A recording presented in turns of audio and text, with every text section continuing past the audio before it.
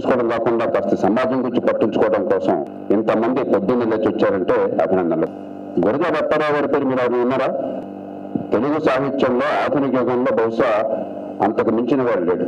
ఆయన గొప్ప మాట చెప్పాడు, ఒట్టి మాటలు కట్టి పెట్టవో గట్టి మేలు తలపెట్టవో అని చెప్పాను. పెద్ద పెద్ద మాటలు మాట్లాడితే ఉపయోగం లేదు. చిన్న చిన్న పనులు కావాలి, పనికొచ్చే పనులు, అర్థవంతమైన పనులు, సమాజాన్ని సమూలంగా మార్చే పనులు. దానికి 2 ఉదాహరణలు మీకు చెప్తాను. మనం సస్టైనబిలిటీ గురించి మాట్లాడుతున్నాం. భారతదేశంలో ఏ నగరానికి లేని నీటి సదుపాయం హైదరాబాద్కు ఉన్నది.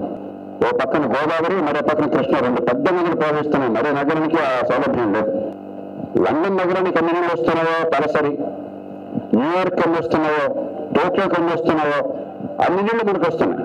కానీ ఏమవుతుంది, వేల కోట్ల రూపాయలు ఖర్చు పెట్టి నీళ్లు తీసుకొస్తే 45% నీళ్లు ఇళ్లకు చేరకుండా మూసీలోకి వెళ్ళిపోతున్నాయి డ్రైన్ నుంచి.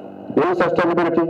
చేయాల్సిన పెద్ద పనులు చేశాం, వేల కోట్లు ఖర్చు పెట్టాం, అక్కడ మోటార్లు వేసాం, ప్రెషర్ లైన్స్, పైప్ లైన్స్ వేసాం, విద్యుత్ ఖర్చు పెడుతున్నాం పంప్ చేయడానికి పైకి, కానీ మూసలో కలిసిపోతాం. దీన్ని మార్చడం కోసం పోరాడాలి. చిన్న విషయం మన ఊళ్ళో ఉన్నది. మరొక అంశం, మనకి హైదరాబాద్లో 900 మిల్లీమీటర్ల వర్షం పడుతుంది. కొన్ని సంవత్సరాలు ఈ సంవత్సరం బాగా పడింది.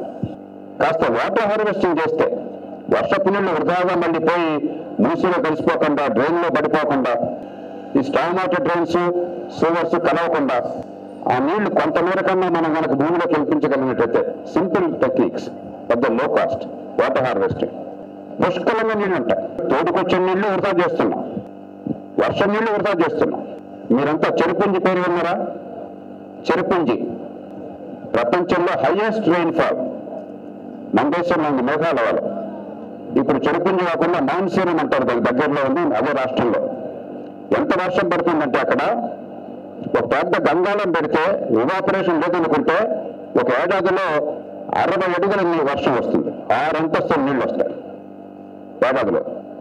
మీకు విషయం తెలుసా? చెరుపుంజిలో మాన్సూన్లో ఎండాకాలంలో నీళ్ల కొరత ఉన్నది.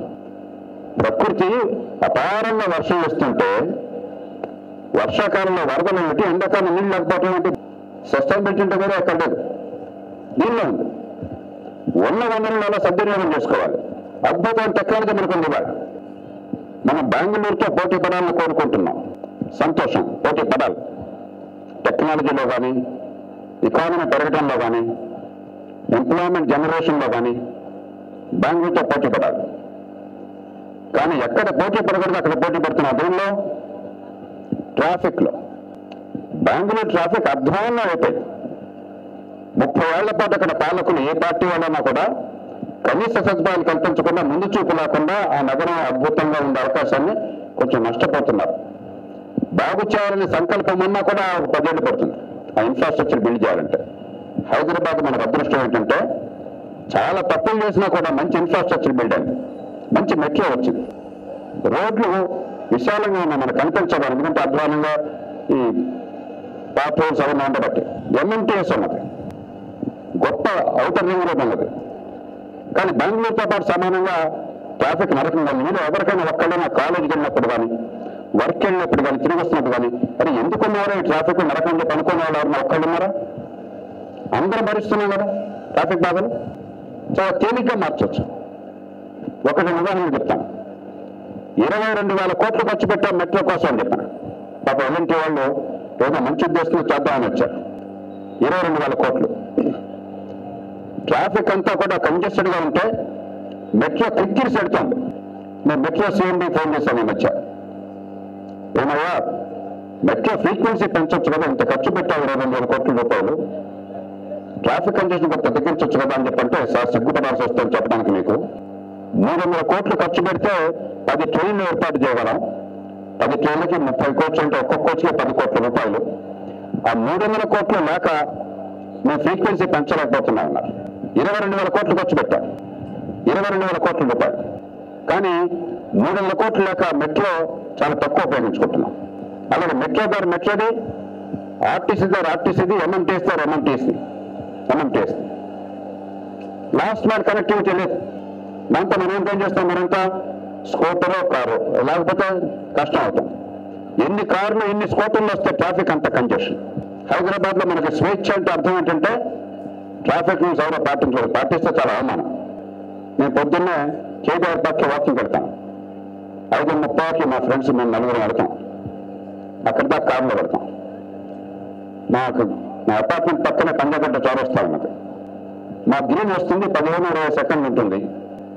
ఆ 20 సెకండ్లో 90 డిగ్రీస్లో వాళ్ళకి రెడ్ ఉన్నప్పుడు 60 కిలోమీటర్ల స్పీడ్తో అలా వెళ్ళిపోతుంటారు.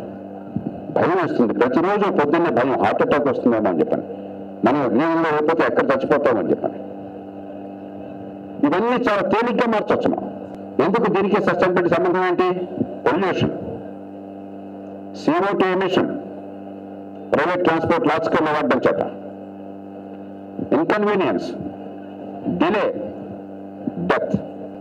హైదరాబాద్ నగరంలో ఏడాదికి దాదాపు 500 మంది యువత చనిపోతున్నారు ట్రాఫిక్లో. నగరం లోపల 500 మంది నిండు ప్రాణాలు. ఒక 70-80 ఏళ్ళు బతకాల్సిన వాళ్ళు, ఇందాక చెప్పారు డాక్టర్ సతీష్ రెడ్డి గారు, సంపద సృష్టించాల్సిన వాళ్ళు, ఈ సమాజంలో తలెత్తుకు గౌరవంగా ఎదగాల్సిన వాళ్ళు, నిండు ప్రాణాలు అన్యాయంగా కోల్పోతున్నాం.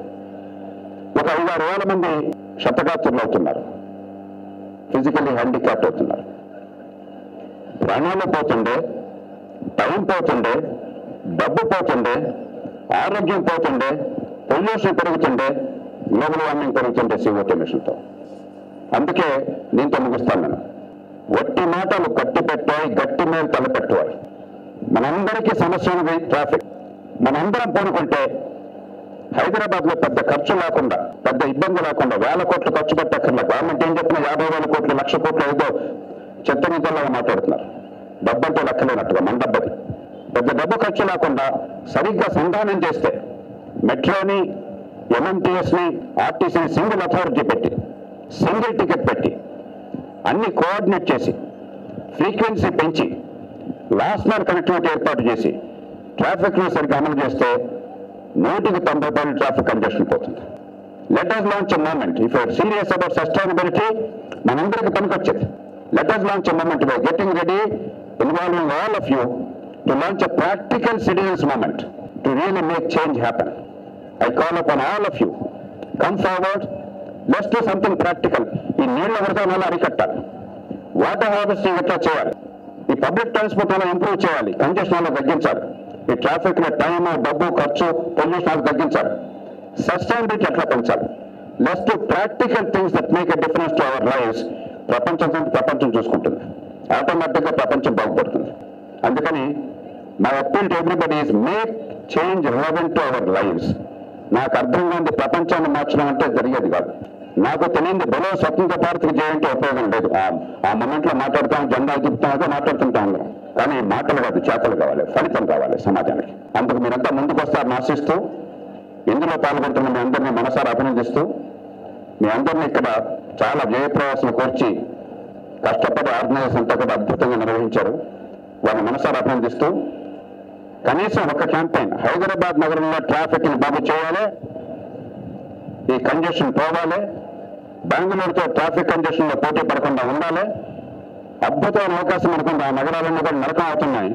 మనం దీన్ని బాగు చేస్తే this city will be great economic hub. అందరు ఇక్కడికి వస్తారు, మిగతావన్నీ ఉన్నాయి మనకి. So let's take it as a challenge, make this happen. I fervently appeal to all of you and I wish you all the very best. Thank you very much. Jai Hind.